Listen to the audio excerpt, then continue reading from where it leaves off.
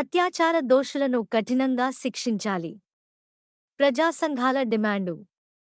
ఊరుకొండపేట మహిళా అత్యాచార దోషులను కఠినంగా శిక్షించాలని ప్రజా సంఘాల డిమాండు చేశారు.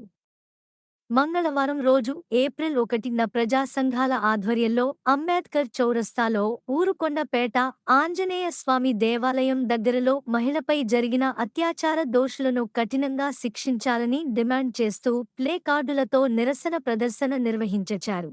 పెద్దపెట్టున మహిళలకు రక్షణ కల్పించాలని, బేటీ బచావో బేటీ పడావో అనే నినాదాలు మాత్రమే ప్రభుత్వాల నినాదాలుగా ఉన్నాయని, వీటిని నిరసిస్తూ సిఐటియు, భవన నిర్మాణ కార్మిక సంఘం, అఖిల భారత ప్రజాతంత్ర మహిళా సంఘం ఐద్వా, తెలంగాణ ఉద్యమకారుల సంఘం, ఆవాజ్, వ్యవసాయ కార్మిక సంఘం, ఎస్ఎఫ్ఐ, డివైఎఫ్ఐ ఆధ్వర్యంలో ఈ నిరసన జరిగింది.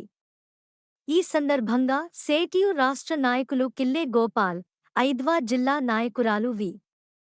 పద్మ, తెలంగాణ ఉద్యమకారుల సంఘం జిల్లా నాయకులు గడ్డమీది గోపాల్, వ్యవసాయ కార్మిక సంఘం జిల్లా కార్యదర్శి కడియాల మోహన్, భవన నిర్మాణ కార్మిక సంఘం జిల్లా కార్యదర్శి వరదగాలన్న, పట్టణ నాయకులు వరద లక్ష్మయ్యలు, ఆవాజ్ సంఘం నాయకులు సయ్యద్ గౌస్, కమరలీలు, సిఐటియు జిల్లా ప్రధాన కార్యదర్శి నల్లవెల్లి కురుమూర్తులు మాట్లాడుతూ అత్యాచార దోషులను వెంటనే కఠినంగా శిక్షించాలని డిమాండ్ చేశారు. ఇలాంటి ఘటనలు పునరావృతం కాకుండా 3 నెలల్లోనే దోషులకు శిక్ష పడాలని వారు డిమాండ్ చేశారు. రోజురోజుకు మహిళలపై దాడులు, దౌర్జన్యాలు, అత్యాచారాలు నిత్యకృత్యంగా మారాయని అన్నారు.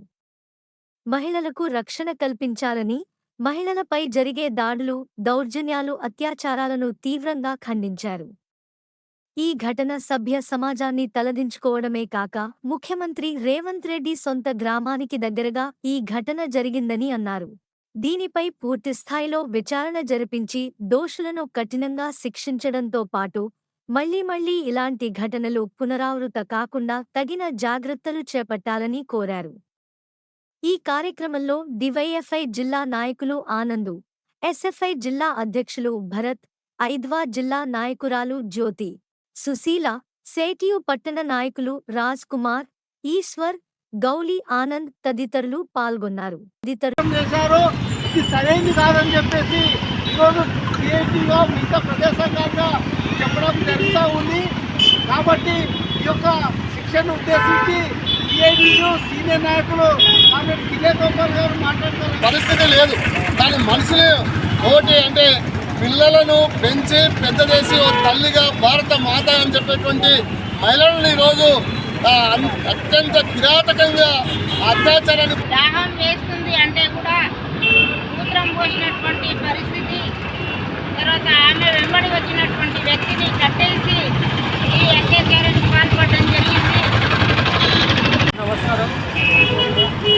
మన భారతదేశంలో ఈ మధ్యకాలంలో అనేక అత్యాచారాల ఘటనలు వెలువడుతున్నాయనే పరిస్థితి.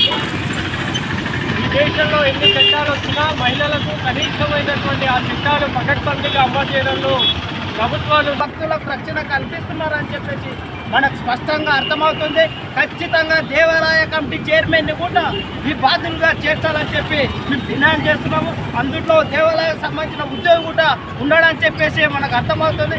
ఖచ్చితంగా 8 మందితో పాటు ఆ దేవాలయ సిబ్బంది సంబంధించిన ప్రధాన బాత్రూంలో ఇవన్నీ కూడా సౌకర్యవంతంగా ఏర్పాటు చేసి వచ్చే భక్తులు ఎవరెవరు వస్తున్నారు టెంపుల్కు, వాళ్ళు ఏ పని మీద వస్తున్నారని ఒక రికార్డ్ మెయింటైన్ చేయాలి, వాళ్ళకి రక్షణ కల్పించాలి.